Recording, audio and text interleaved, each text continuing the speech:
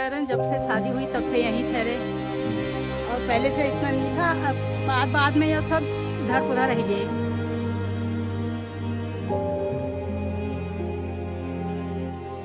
दरारों की चपेट में आया नैनीताल का गांव, ग्रामीणों पर मंडराया खतरा। नैनीताल जिले का एक गांव भूस्खलन की जद में आ चुका है। जिस तरह जोशीमठ में दरारें पड़ी थी, कुछ उसी तरीके के हालात खूपी गांव में देखने को मिल रहे हैं। खूपी गांव के कई घरों पर बड़ी बड़ी दरारें देखने को मिल रही है, जिसके बाद गांव वाले दहशत में आ चुके हैं। बड़ी मेहनत से बनाए गए आशियाने ढहने की कगार पर हैं। ये गांव पूरी तरह से खतरे की जद में आ चुका है। वहीं शासन प्रशासन का ध्यान खूपी गांव तक नहीं गया है। गांव वाले हर साल हो रहे भूस्खलन से बदहाल हो चुके हैं। बसे बसाए घर खाली हो रहे हैं। स्थानीय महिलाएं अपना दुख बयां करते हुए बता रही है कि 100 नाली जमीन भूस्खलन की चपेट में आ चुकी है। वहीं ज्यादातर घर दरारों की चपेट में हैं। पिछले 14 सालों से इस गांव में लैंडस्लाइड हो रहा है। गांव वालों ने सरकारी नुमाइंदों समेत राजनेताओं से फरियाद लगाई, लेकिन अब तक उनकी आवाज किसी ने सुनी नहीं।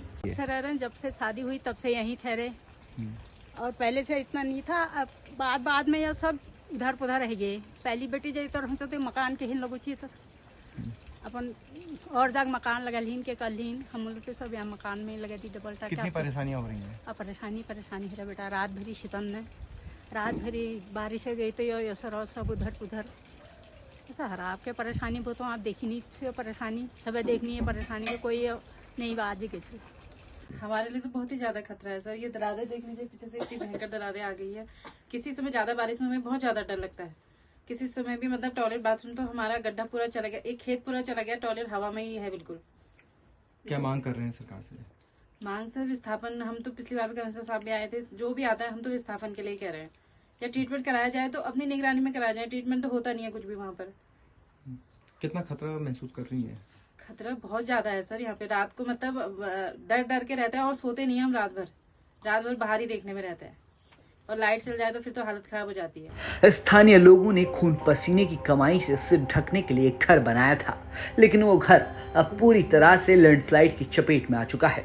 तस्वीरें काफी खौफनाक हैं। बड़ी बड़ी दीवारों पर मोटी दरारें देखी जा सकती हैं। वहीं एसडीएम का कहना है कि गांव में भ्रमण कर रिपोर्ट बनाई गई और जो घर डेंजर स्थिति में थे उन्हें खाली करने के निर्देश दे दिए गए हैं।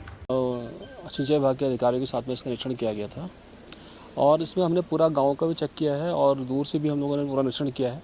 इसका भूगर्भीय सर्वे पूर्व में हो चुका है। जैसे कि सभी लोगों को याद भी है कि पूर्व में 2011 से इस गांव में लैंडस्लाइड होने लग गया था।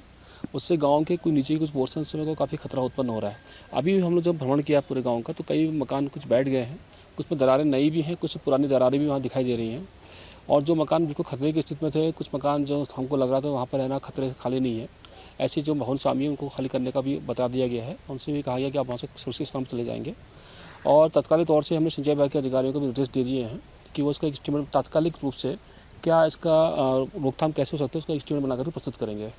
आपको बता दें कि इस गांव में अचानक से भूस्खलन नहीं हुआ।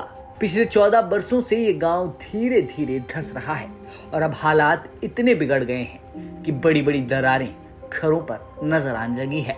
फिलहाल प्रशासन किस तरह से इनके विस्थापन का प्रबंध करती है ये देखना होगा। नैनीताल से लीला सिंह बिस्ट के साथ ब्यूरो रिपोर्ट उत्तराखंड तक।